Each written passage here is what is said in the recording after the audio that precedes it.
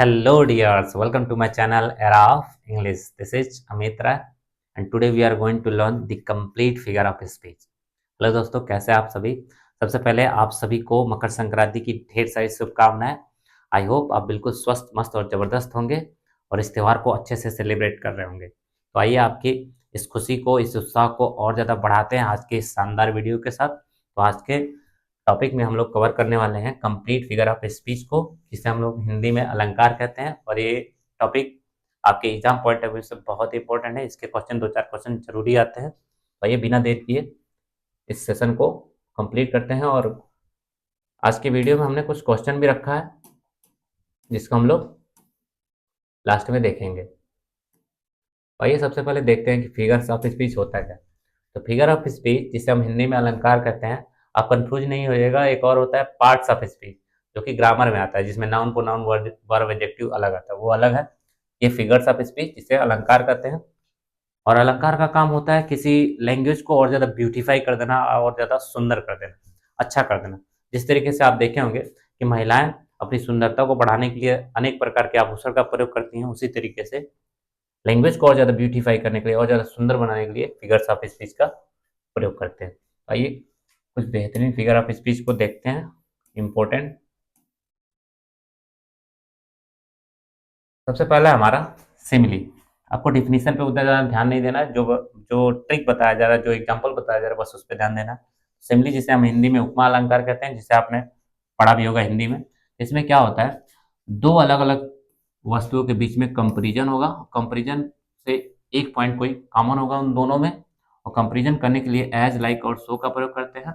बस इतना ही ध्यान रखना है, एज, लाइक और सो। सो भी बहुत कम ही यूज होता है, बस आपको इतना ध्यान रखना है, एज और लाइक जिस सेंटेंस में दिख गया वहां पे सिमिली होगा। जैसे she is as fresh as dew, वह ड्यू की इतना क्या है, फ्रेश है। तो सी की तुलना ड्यू, ड्यू जिसे हम लोग हिंदी में ओस कहते हैं, जो मॉर्निंग में आप देखे होंगे पत्तों पे, घास पे हीरे और मोती की तरफ छोटा छोटा पानी की बूंदें रहती हैं और चमकती हैं, उसे हम बोलते हैं ड्यू। तो सी की तुलना ड्यू से हुई है, तुलना करने के लिए एज का यूज हुआ है, और दोनों में कॉमन क्या है, फ्रेश है। तो जिस सेंटेंस में एज, लाइक, सो दिखे वो होगा सिमिली। जैसे अगला example, the world is like a stage, ये दुनिया एक मंच की तरह है। तो वर्ल्ड की तुलना स्टेज से हुई है, और तुलना करने के लिए लाइक वर्ड सिमिली हो जाएगा। अगला है, I wander lonely as a cloud, मैं क्लाउड की तरह वंडर अर्थात इधर उधर भटकता रहा। तो आई की तुलना क्लाउड से हुई है, और तुलना करने के लिए कौन सा वर्ड आया, एज। तो जहां कहीं भी एज लाइक दिखे तुरंत आपको पहचान लेना है सिमिली। बहुत ही ईजी है, आगे आप देख लीजिएगा एग्जाम्पल। आगे आइए आगे बढ़ते हैं। दूसरा है हमारा मेटाफर। मेटाफर कुछ और नहीं, ये सिमिली की तरह होता है, बस तुलना करने के लिए एज लाइक का यूज नहीं करते हैं। जबकि सिमिली में एज लाइक आता है, इसमें भी कंपेरिजन होगा, बस एज लाइक का प्रयोग नहीं होगा। बाकी ये होता ही है सिमिली की तरह। तो एग्जाम्पल है, लाइफ इज अ ड्रीम, जीवन एक सपना है। इसको हम सिमिली भी बना सकते हैं, कैसे, एज लाइक जोड़ करके। जैसे life is like a dream बोल दिए तो हो जाएगा सिमिली, और लाइक हटा कर बोले तो हो जाएगा मेटाफर। जीवन को ही सपना बोल दिया तो यहाँ पे लाइफ की तुलना ड्रीम से होगा, लेकिन एज लाइक का प्रयोग नहीं हुआ। अगर प्रयोग नहीं होगा तो मेटाफर है, प्रयोग हो जाएगा तो सिमिली। अगला है, Kalidas is the Shakespeare of India. Kalidas Bharat के शेक्सपियर। शेक्सपियर, कालिदास को ही हम भारत का क्या मान लिए, शेक्सपियर मान लिए। हो रहा है तुलना किससे, शेक्सपियर से कालिदास की, लेकिन एज लाइक सो का प्रयोग नहीं हुआ तो मेटाफर हो गया। उसी तरीके से life is not a bed of रोजे, जीवन फूलों का एक सेज नहीं है, ये भी मेटाफर ही है। चलिए आगे बढ़ते हैं। आई होप आपको समझ में आ रहा होगा। बहुत सारा फिगर ऑफ स्पीच है, तो फटाफट कवर करते हैं। अगला है हमारा पर्सनिफिकेशन। इसमें आपको ध्यान देना है, पर्सनिफिकेशन में पर्सन, पर्सन मीन्स मानव, फिकेशन मतलब करण। तो मानवीकरण का मतलब है किसी नॉन लिविंग को लिविंग की तरह रिएक्ट करना, अर्थात किसी निर्जीव को सजीव की तरह बिहेव करवाने को ही बोलते हैं पर्सनिफिकेशन। इसमें क्या होगा, किसी लाइफलेस ऑब्जेक्ट या एब्स्ट्रैक्ट आइडियाज को ह्यूमन की तरह रिएक्ट किया जाएगा। जैसे लव इज ब्लाइंड, प्रेम अंधा होता है। प्रेम क्या कोई सजीव है, कोई जानवर है, कोई मनुष्य है, नहीं। तो अगर होता तभी तो अंधा होता नहीं, ऐसा तो कुछ है नहीं। तो लव इज ब्लाइंड कौन सा फिगर ऑफ स्पीच हो गया, पर्सनिफिकेशन। क्योंकि अंधा होने का, अंधा कौन होगा, कौन जो सजीव होगा, जिसकी आंखें होंगी। प्रेम की किसी ने आंखें देखा, किसी ने नहीं देखा, ऐसे बढ़ा चढ़ा के बोला जाता है। तो क्योंकि लैंग्वेज को और ज़्यादा ब्यूटीफाई करना है तो लव इज ब्लाइंड में कौन सा फिगर ऑफ स्पीच है? पर्सोनिफिकेशन। अगला है the moon weld her face, चांद ने अपना चेहरा ढक लिया।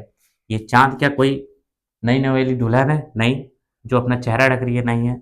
तो किसी नॉन लिविंग को लिविंग की तरह जब भी रिएक्ट करेंगे तो वहां पर होगा हमारा पर्सोनिफिकेशन। अगला है experience is the best teacher, अनुभव सबसे बेहतरीन टीचर होता है। टीचर होने का काम कौन करेगा? कोई ह्यूमन करेगा, कोई मनुष्य ही करेगा। एक्सपीरियंस कोई मनुष्य तो है नहीं, एक अब्स्ट्रैक्ट आइडियाज है। जहां नॉन लिविंग लिविंग की तरह काम करेगा वो हो जाएगा हमारा पर्सोनिफिकेशन। अगला देखें, anxiety is sitting on her face, चिंता उसके चेहरों पर बैठी होती है। चिंता क्या कोई मनुष्य? नहीं, तो जहां नॉन लिविंग लिविंग की तरह काम करे हो जाएगा पर्सनिफिकेशन। आई होप इतने सारे एग्जाम्पल्स आपको क्लियर हो रहा होगा। आइए आगे बढ़ते हैं। अगला है हमारा एपस्ट्रॉफी। एपस्ट्रॉफी में आपको ध्यान रखना है, एपस्ट्रॉफी को हिंदी में संबोधन बोलते हैं, ध्यान रखना है। इसमें किसी को संबोधित किया जाएगा। संबोधन करने का मतलब क्या होता है? किसी की तरफ कुछ इंडिकेट करके कहना, किसी की तरफ इशारा करके कुछ कहने को बोलते हैं एपस्ट्रॉफी। इसमें आपको दो चीज ध्यान रखना है, या तो सेंटेंस प्राय ओ से स्टार्ट होगा और नहीं तो सेंटेंस में एक्सक्लेमेशन मार्क रहेगा। जहां आपको दिखे तुरंत पहचानिए एपस्ट्रॉफी है। जैसे ओ डेथ कम सुन, जैसे अक्सर आपने बड़े बुजुर्ग बूढ़े लोगों को सुने हो कि हे भगवान जल्दी उठा लो, सही हम अंग्रेजी में बोलते हैं ओ डेथ कम सुन, तो ये एपस्ट्रॉफी होता है। नेक्स्ट में है O liberty why are you so dear, हे आज़ादी तुम इतने प्रिय क्यों हो। आज़ादी कोई मनुष्य है नहीं। एपस्ट्रॉफी और पर्सनिफिकेशन में बस इतना अंतर होता है कि एपस्ट्रॉफी में किसी की तरफ इंडिकेट करके अर्थात इशारा करके कुछ कहते हैं, जबकि पर्सनिफिकेशन में ऐसा कुछ नहीं होता। तो यहाँ पे आज़ादी की तरफ कोई इशारा करके कह रहा है हे आज़ादी तुम इतने प्रिय क्यों हो, ये हो जाएगा एपस्ट्रॉफी। अगला है O grave where is thy victory, हे कब्र तुम्हारी सफलता कहाँ है। तो कब्र की तरफ कोई इशारा करके बोल रहा है तो हो जाएगा एपस्ट्रॉफी। आगे वाला आप देख लीजिएगा। आइए आगे बढ़ते हैं। अगला है पांचवा ऑक्सीमोरन, जिसे हम हिंदी में विरोधाभास कहते हैं। नाम से ही पता चला विरोध होगा। क्या होगा? दो अपोजिट वर्ड आएंगे, जहां दो अपोजिट वर्ड आएंगे हो जाएगा ऑक्सीमोरन। जैसे it is an open secret, यह बिल्कुल खुला रहस्य है। ओपन भी है और सीक्रेट भी है। ओपन खुला भी है और सीक्रेट रहस्य भी है। ये दोनों एक दूसरे क्या है? अपोजिट। तो जहां अपोजिट ज्यादा है, लेकिन ध्यान रखना आपको बिल्कुल साथ में है तब तो ऑक्सीमोरन है, अदरवाइज वो एंटीथेसिस हो जाएगा। अभी हम देखेंगे एंटीथेसिस क्या होता है। तो ऑक्सीमोरन में दो अपोजिट वर्ड एक साथ आते हैं। जैसे नेक्स्ट में देखें, James I was the wisest fool, James मैं सबसे होशियार किस्म का फूल अर्थात मूर्ख हूँ। तो वाइजेस्ट और फूल एक दूसरे के अपोजिट है। नीचे देखें तो ही इज रेगुलरली इरेगुलर, वह नियमित रूप से अनियमित है। तो रेगुलरली और इरेगुलरली एक दूसरे के अपोजिट है। जहां भी अपोजिट वर्ड एक साथ आ जाए वो ऑक्सीमोरन होता है। तो अगला फिगर ऑफ स्पीच है हमारा एंटीथेसिस। एंटी मतलब होता है अपोजिट, तो एंटीथेसिस में भी सेम ही होता है, दो अपोजिट वर्ड आते हैं, लेकिन ध्यान रखना इसमें क्या होता है? बट इन डिस्टेंस, आप यहाँ नोट कर सकते हैं, बट इन डिस्टेंस कुछ दूरी पे रहते हैं।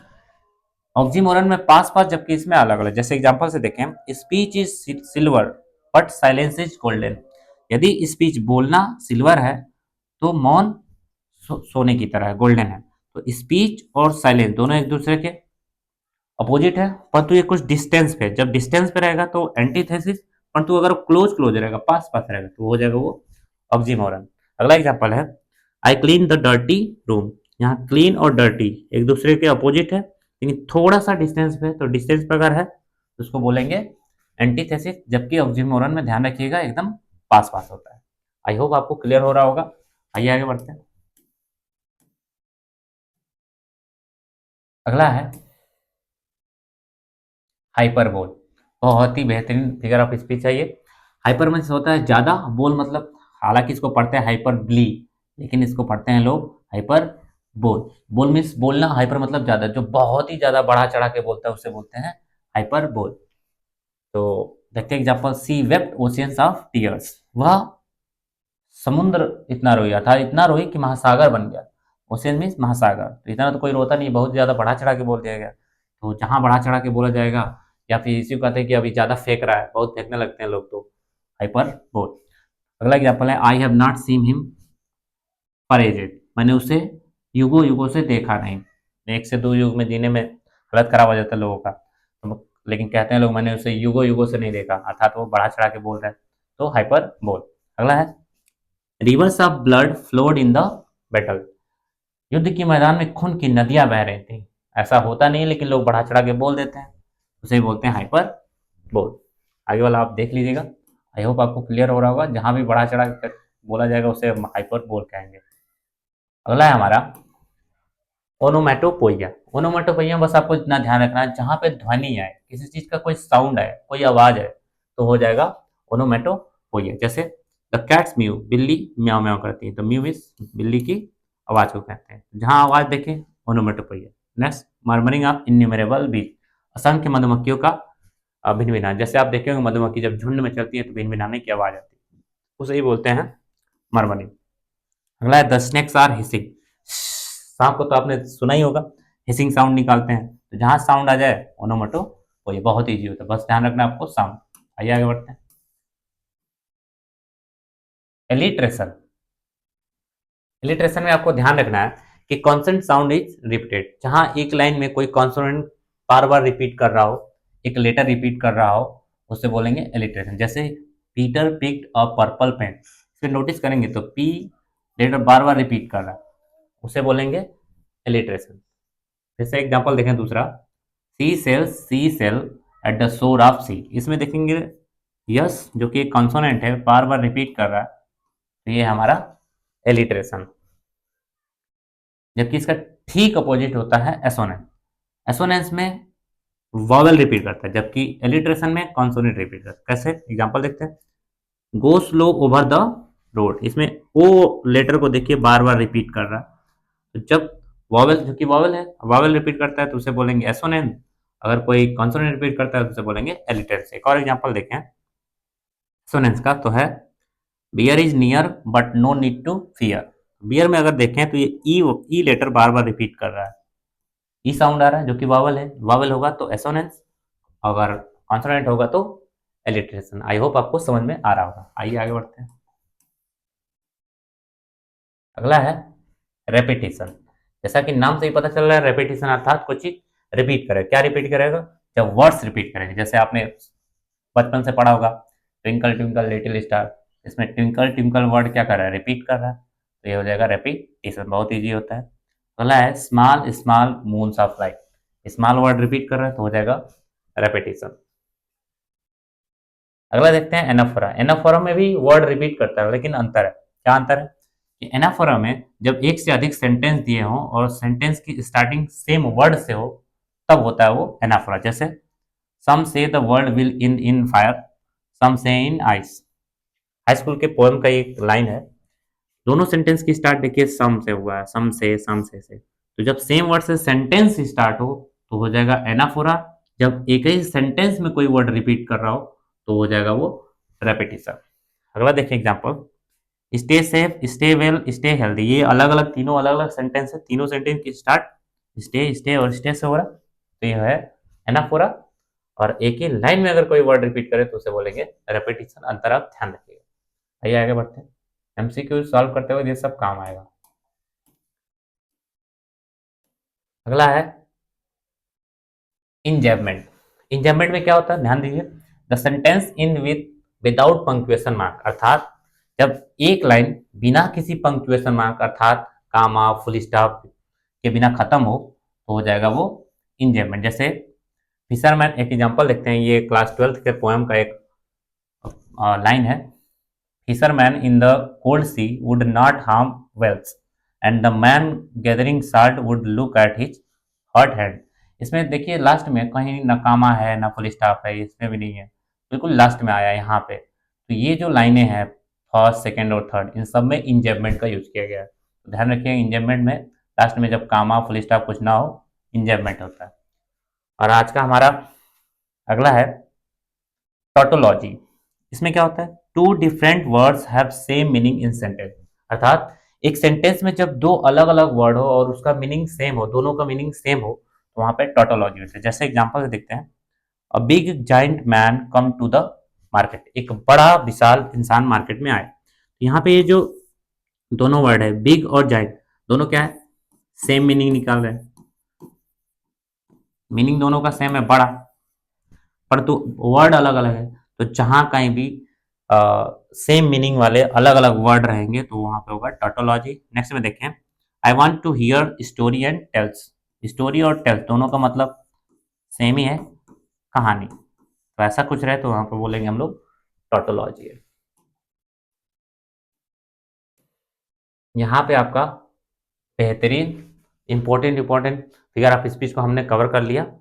अब आइए जो हम लोग देखे हैं इतने अच्छे से उसको पीवाईक्यूज में इम्प्लीमेंट करते हैं, लागू करते हैं और कुछ बेहतरीन पीवाईक्यू को देखते हैं।